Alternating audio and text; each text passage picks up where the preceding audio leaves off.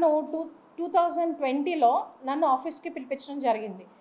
నేను వెళ్తే 19 నంబరు మీరు తీసుకోండి, 24 కార్నర్ హౌస్ వేరే వాళ్ళు అడుగుతున్నారు, మీ హౌస్ ఇచ్చేయమని చెప్పేసి నన్ను అనిల్ గారు అండ్ వినోద్ బాలా గారు పిలిచి నన్ను అడగడం జరిగింది. సో నాకు అది ఇష్టం లేక నేను ఇవ్వనండి, అది మా ఫాదర్ కళ, సో ఆ హౌస్ నాకు ఇవ్వడం ఇష్టం లేదని నేను చాలా క్లియర్గా చెప్పానండి. మీరు ఎప్పుడు పేమెంట్స్ చేయమంటే అప్పుడు చేయడానికి రెడీ అని నేను చాలా క్లియర్గా చెప్పిన తర్వాత కూడా వాళ్ళు మేము ఇప్పుడైతే వర్క్స్ ఆగిపోయినాయి, వర్క్స్ వన్స్ స్టార్ట్ అయిన వెంటనే మీకు ఇంటిమేట్ చేస్తాము, దాని తర్వాత మీరు పేమెంట్స్ చేయమని చెప్పి నాకు చెప్పారండి. ఓకే అని చెప్పేసి అన్నాను. 2023లో నేను ఒకసారి ఎప్పటికప్పుడు ఎవ్రీ ఇయర్ నేను చెక్ చేసుకుంటా ఉన్నాను, దానికి సంబంధించిన పిక్చర్స్ కూడా ఉన్నాయి, నేను మీకు చూపిస్తాను. నేను యాక్చువల్గా పిల్లర్స్ అనేది స్టార్ట్ చేసే ముందు నుంచి కూడా నేను ఫొటోస్ తీసుకుంటూ ఉండేదాన్నండి. అంటే ఇల్లు అనేది ఎవరికైనా కలగదండి. సో ఇది నేను పిల్లర్స్ వేసుకున్న దగ్గర నుంచి కూడా ఫొటోస్ అండి ఇవి.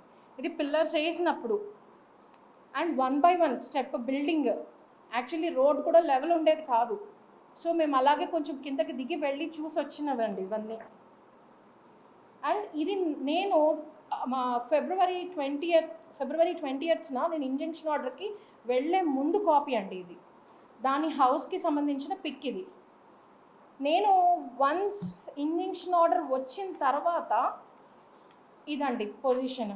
వితిన్ 20 daysలో ఇది ఎవరో ఆక్యుపై చేసి గృహప్రవేశం చేసుకున్నారు.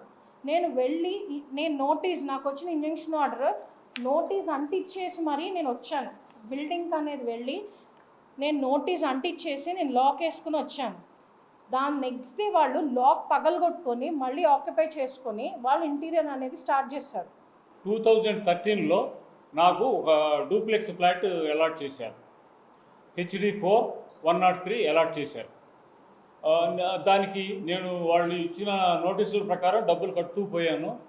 ఒక దశలో నాకు కమ్యూనికేషన్ ఆపేశారు. ఎందుకు అని చెక్ చేస్తే 2015లో అదే ఫ్లాట్ని ఇంకో మనిషికి అలాట్ చేసి అతని దగ్గర డబ్బులు తీసుకున్నారు, నా దగ్గర 50 లక్షలు తీసుకున్నారు. 49,66,000 కట్టాను. నేను కట్టిన తర్వాత ఆఫీస్కి వెళ్తే సరైన జవాబు లేదు.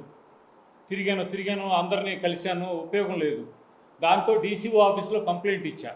DCO ఆఫీస్లో కంప్లైంట్ ఇస్తే దే ఆర్డర్డ్ అన్ ఎంక్వైరీ చేసి ఆయన DCO గారు రిపోర్ట్ ఇచ్చాడు.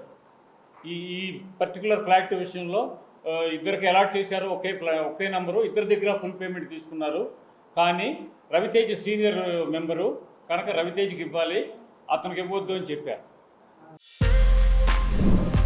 For more videos like this, subscribe Big TV channel.